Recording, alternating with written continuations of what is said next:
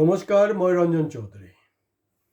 আমি 2014ৰ পৰা শুনি আছোঁ এটা ডায়লগ, বহুত কিবা কিবি শুনিছোঁ। এটা ডায়লগ আছিলে নহয় মোদী ডাঙৰীয়া, সবকা সাথ সবকা বিকাশ, সবকা বিশ্বাস। লাষ্ট আকৌ এটা অলপ চেঞ্জ কৰি থাকে তো তেওঁলোকে, তো আৰু এটা সংযুক্ত কৰিলে। তো মোৰ এইটোক লৈ ইমান দিন আশ্বস্ত মই হ'ব পৰা নাছিলোঁ আচলতে। এতিয়া মানে পূৰাপূৰি মোৰ কনফিডেঞ্চ আহি গৈছে যে নাই, সঁচাকৈ আমি আমি যিমানে বিজেপিক গালি পাৰোঁ, মোদীক গালি পাৰোঁ, এইবিলাক কৰি লাভ নাই। তেওঁলোকে সঁচাকৈ কাম কৰি আছে দেই। সবকা সাথ সবকা বিকাশ আৰু সবকা বিশ্বাস। তাৰমানে সেইটো কাৰণে অসমতো, বা আমি যদি ৱেষ্ট বেংগললৈ যাওঁ, ঠিক আছে, অসমৰ মানুহটো ৱেষ্ট বেংগলৰ কথা শুনিব নিবিচাৰে, কিন্তু ৱেষ্ট বেংগলৰ ওপৰত এটাৰ ওপৰত এটা বঢ়িয়া একদম বঢ়িয়া বঢ়িয়া বস্তু আছে, কিন্তু অসমৰ মানুহ ভাল নাপায়। ৱেষ্ট বেংগলৰ বঢ়িয়া পলিটিক্স আছে ৱেষ্ট বেংগলৰ ওপৰত। ঠিক আছে বাৰু, আপোনালোকে যিহেতু বেয়া পায় মই নকওঁ, অসমতে কওঁ। তো অসমৰ যি মুছলমান সম্প্ৰদায় আছে নহয়, অসমৰ মানে মুছলমান সম্প্ৰদায় কিন্তু এই কথাটোক মানি লৈছে আৰু মানে দিল উজাৰ কৰি তেওঁলোকে কিন্তু বিজেপিক ভোট দিছে। আপোনালোকে যিমানেই EVM CVMৰ কথা কওক, যিয়ে কওক, এই চব ফাল্টু কথা। মুছলমানে ভোট দিছে, ইয়াত EVM CVM এইবিলাক ফাল্টু কথা হয়। সেইটো কাৰণে তাৰ চিমটমছটো কি মই এতিয়া আপোনালোকক মিলাই দিছোঁ। এয়া হ'ল, ৰ'ব সেইটো মিলাম। আমাৰ চেনেল কিন্তু লাইক, কমেণ্টছ, শ্বেয়াৰ লৈ ছাবস্ক্ৰাইব কৰিবলৈ প্লিজ নাপাহৰিব।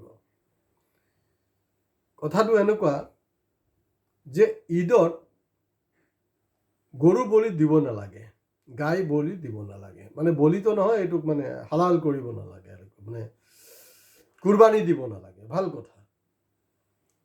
তো এইটো কিন্তু দেখা গৈছে যে মুছলমান সমাজ বিভিন্ন ঠাইৰ পৰা তেওঁলোকে স্বতঃস্ফূৰ্তভাৱে মুখ্যমন্ত্ৰী ডাঙৰীয়া এই যে আবেদন, এই আবেদনক কিন্তু তেওঁলোকে স্বীকাৰ কৰিছে, ভাল পাইছে তেওঁলোকে। আৰু এইটোৰ ফলশ্ৰুতিত তেওঁলোকে সিদ্ধান্ত লৈছে যে তেওঁলোকে হেৰি নিদিয়ে, কুৰবানী চুৰবানী আৰু সেইবিলাক নিদিয়ে।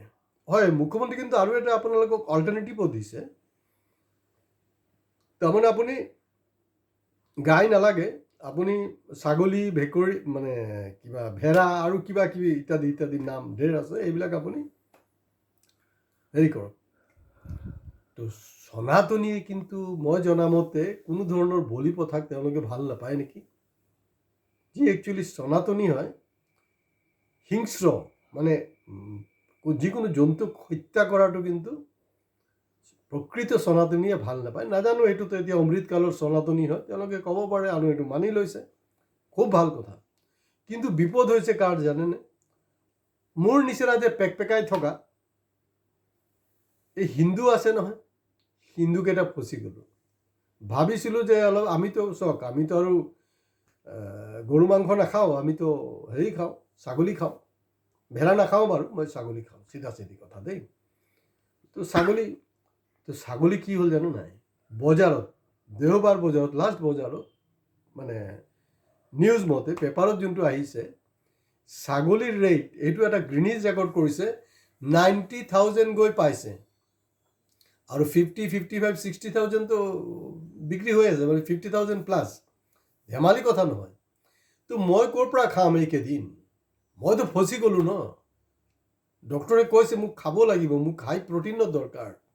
তো মই হিন্দু হিচাপে মইতো এইটো বস্তু খাব নোৱাৰোঁ নহয়, এতিয়া এইটোকে খাব লাগিব। তো তেওঁলোকে এইটো সমৰ্থন জনাইছে। কিন্তু এই যে কলা বজাৰী, এই যে মূল্য বৃদ্ধি হৈছে, তাত কিন্তু মুছলমান কিমান ফচিছে নাজানো, কিন্তু আমি হিন্দুকেইটা ফচি গ'লোঁ। আৰু এই বেপাৰীয়ে যেতিয়া একবাৰ ৰেটটো বঢ়াই দিয়ে নহয়, কমচে কম সেইটো ৰেট কিন্তু 10-15 দিন বঢ়াব, তাৰপিছত অলপ কমাব, কমোৱাৰ পিছত সেইটোকে কণ্টিনিউ কৰিব। এতিয়া যেনেকৈ মোৰ চহৰত কিন্তু 750 ৰুপিজ। মই নাজানো ছাগলীৰ কেজি কিমান আপোনাৰ চহৰত। মোৰ চহৰত, মই যোনটো চহৰত থাকোঁ, 750, 750 টকা। 50 নহয়, 500 টকা। তো পজিশ্যনটো তেনেকুৱা, কি কৰিব আপোনালোকে চাই লওক। কাৰণ ৰাজনীতিটো বেলেগ ধৰণে হৈ আছে এতিয়া। যে এই যে কুৰবানী, কুৰবানিটো কি হল আসলতে? কুৰবানিটো তো আমাকে কুৰবান কৰি দিলে ন, আমি কুরবান হৈ গ'লো। এই যে মুছলমান সমাজে যে এইটো যে কৰিলে, সেইটো নিশ্চিতভাৱে সকলো মানে ভাল পাব। কিন্তু আমি বিচাৰিম একজন সচেতন নাগৰিক হিচাপে যে বিজেপিৰ অমিত শ্বাহ, মোদী, যোগী আদিত্য, তাৰপিছত আমাৰ হিমন্ত মামাতো আছে, তেওঁলোকে এটা আপিল কৰিব লাগে, যিবিলাক বিফ এক্সপৰ্টিং কোম্পানী আছে ন, য'ৰ পৰা মানে হাইয়েষ্ট 90% ডোনেশ্যন বিজেপি অকলে পায়, তেওঁলোকৰ কাৰণে ৰিকুৱেষ্ট কৰিব লাগিব বিজেপিৰ ফালৰ পৰা। RSSৰ হেডকোৱাৰ্টাৰৰ পৰা এটা জাননী দিব লাগে মোহন ভগৱতে, যে এতিয়াৰ পৰা আপোনালোকক আমি ৰিকুৱেষ্ট কৰিছোঁ, কৰজোৰে ৰিকুৱেষ্ট কৰিছোঁ যে আপোনালোকে কিন্তু যিবিলাক বিফ এক্সপৰ্ট কোম্পানী আছে, বিফ এক্সপৰ্ট কোম্পানী আপোনালোকে কিন্তু আমাক কোটি কোটি টকা, হাজাৰ হাজাৰ কোটি টকা দিছে, এইটো নহয়, 1 টকাও নিদিব আমাক। তাৰমানে এক হাততো তালি নাবাজে ন, দুইফালৰ পৰা ত্যাগ স্বীকাৰ কৰিব লাগিব। একফালে আমি কম যে নাই কোৰবানি দিব নালাগে, কিন্তু আমি জনামতে গোটেই যে প্ৰচেছটো আছে নহয়, ইয়াত হালাল কৰাৰ কামতে যুক্ত থাকে মেইনলি মুছলমান মানুহ। বাকী কিন্তু টোটেল যোনটো ধান্দাবাজি হৈ আছে, ধান্দাবাজিত কিন্তু আপোনাৰ মানে হিন্দু যথেষ্ট এটা সংখ্যা আছে। আৰু তাৰ মাজত উগ্ৰ হিন্দু যোনটো আছে নহয়, বজৰং দল, জয় বজৰং বুলি কৈ থাকে, তাৰ হাতত এটা ডাঙৰ নেক্সাছ আছে। এইটো ইতিমধ্যে এইটো প্ৰমাণিত হৈছে। তো গতিকে অসমৰ বিজেপি মানে মুছলমান সমাজ, বেংগল বা বেলেগতো নিশ্চয় সেইটো তাৰ প্ৰভাৱ পৰিব, তেওঁলোকে মানি লৈছে। গতিকে তেওঁলোকৰ যদি সঁচাকৈ 56 ইঞ্চিত বুকু আছে আৰু হিন্দু ৰাষ্ট্ৰ বনাব বিচাৰিছে, সেইটো কৰক। আমাৰ যেনেকৈ ৰাষ্ট্ৰীয় হেৰি আছে, পাখি আছে, খুব সম্ভৱ ময়ূৰ হ'ব লাগে, ঠিক তেনেকৈ গায়ককেও মানে নেশ্যনেল এলিমেণ্ট হিচাপে ডিক্লেয়াৰ কৰক। বাছ খেল খতম, পইচা হজম। তেতিয়াতো আৰু আপোনাৰ একো কৰিব নোৱাৰিব ন। ৱেষ্ট বেংগলত খালি অলপখিনি কথা কৈ থওঁ যে তাত শুভেন্দু অধিকাৰী মানে আমাৰ এই হিমন্তৰে কাউণ্টাৰ পাৰ্ট, আৰু তেখেতে কৈছে যে ৰাস্তাত হেৰি কৰিব নোৱাৰিব, নামাজ টামাজ পঢ়িব নোৱাৰিব, মানে এইটো ব্ৰিগেডত গৈ কৰিব লাগিব, বেলেগ ঠাইত কৰিব লাগিব। ভাল কথাটো, একেই নীতি হয় আপুনি ডিক্লেয়াৰ কৰক যে এইখন হিন্দু ৰাষ্ট্ৰ, নহ'লে আপুনি একেই নীতি চবৰ ক্ষেত্ৰত ল'ব লাগিব। এই যে আপোনাৰ পূজাৰ যে পেণ্ডেল চেণ্ডেল বনাই দিনৰ পৰ দিন ৰাস্তা ব্লক কৰি থয়, য'ধে মতে কোনো মাই বাপ নাই, প্ৰচেশ্যন ওলাই যায়।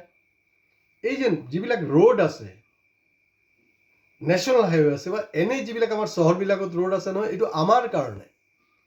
যিবিলাকে গাড়ীত গৈ আছে, যিবিলাকে খোজকাঢ়ি গৈ আছে, এইটোৰ অধিকাৰ কিন্তু আমাৰ, ইয়াৰ বেলেগৰ প্ৰচেশ্যন নহয়।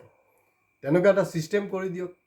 অকল মুছলমানৰ ক্ষেত্ৰত নহয়, কোনোবা মুছলমান কৈছে না আমিতো নমাজ বোলে 5 মিনিটে কৰোঁ, সিহঁতিতো 5 দিন চলি থাকে, সিহঁতৰ পঞ্চমীৰ পৰা একেবাৰে দশমীলৈকে দখল কৰি বহি থাকে। আমিতো 5 মিনিট কৰোঁ, ঠিক আছে, 5 মিনিট, সেইটো 10 মিনিট হ'ব পাৰে, মই জানো এইবিলাক কথা, চব ঠিকেই আছে। তো নীতিটো এক হওক, নহ'লে বিশ্বৰ দৰবাৰত গৈ তেখেতে কওক যে ভাৰতবৰ্ষ কিন্তু হিন্দু ৰাষ্ট্ৰ, ন' ছেকুলাৰ কাণ্ট্ৰি, ডাইৰেক্ট ক'ব লাগে, ইউএনত গৈ ক'ব লাগে, তেতিয়া মানিব লাগিব। মই নিজে ক্লেপ মাৰিম নহয়, তো একতৰফা হ'ব নোৱাৰে। গতিকে তেনেকৈ কৰিলে ময়ো বিজেপিত জইন কৰিম, আৰু কিন্তু মোদী অমিত শ্বাহ কিন্তু মই সেৱা এটা জনাম। আৰু চব হিমন্তটো মোৰ হেৰি হয়, খোলালি হয়, গতিকে তেওঁক আলিংগন কৰিম আৰু শুভেন্দুকো কৰিম। ভৰিতো চুব নোৱাৰোঁ ন, তেওঁলোকতকৈ বয়সত মই বেছি। এইটো হ'লগৈ আচল কথা। কিন্তু এণ্ড অফ দি ডে এনেকুৱা এটা ফিল হৈছে যে কুৰবানীটো আমাক, বলিৰ বকৰা বুলি কয় যে, বলিৰ বকৰা কিন্তু আমাক বনোৱা হ'ল আল্টিমেটলি। কাৰণ যদি সেইটো কৰিছে, তেতিয়াহ'লে এইটো কেলৈ আপুনি কৰিব পৰা নাই। আজি ইয়াতে শেষ কৰিছোঁ। ভিডিঅ' ভাল লাগক বেয়া লাগক, কিন্তু কিছু মইতো কথা কৈছোঁ নহয়, অনুগ্ৰহ কৰি শ্বেয়াৰ কৰিব, লাইক কমেণ্টছ কৰক, আৰু প্লিজ ছাবস্ক্ৰাইব কৰিবলৈ নাপাহৰিব। নমস্কাৰ।